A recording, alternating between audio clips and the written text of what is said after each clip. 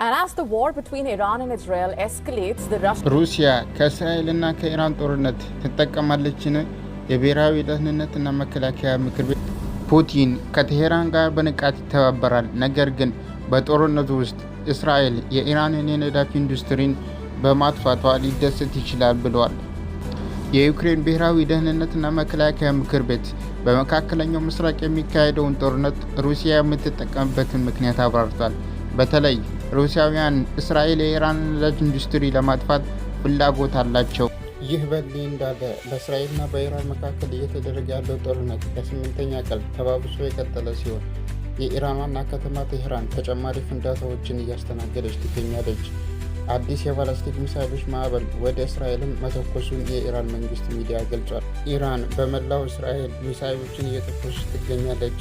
በትንሹ ከ13 ሰዎች በላይ የተገደሉ ሲሆን ከእነዚህ ሰዎች ሞት በኋላ በኢራን ዋና ከተማ ቴህራን የተለያዩ ፍንዳታዎች እየተሰሙ ይገኛል። ቴህራን የ15 ሚሊዮን ኢራናውያን መኖሪያ እንደመሆኗ መጠን በጣም የተጨናነቀች ከተማ ነች።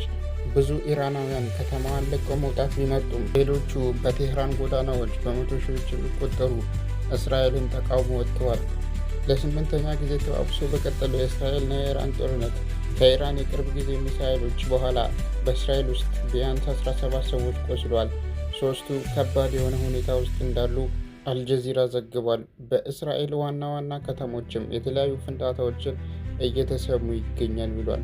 እስራኤል ታይምስ በበኩሉ ከኢራን ወደ 20 የሚጠጉ ሚሳይሎች እንደተተኮሰ ዘግቧል።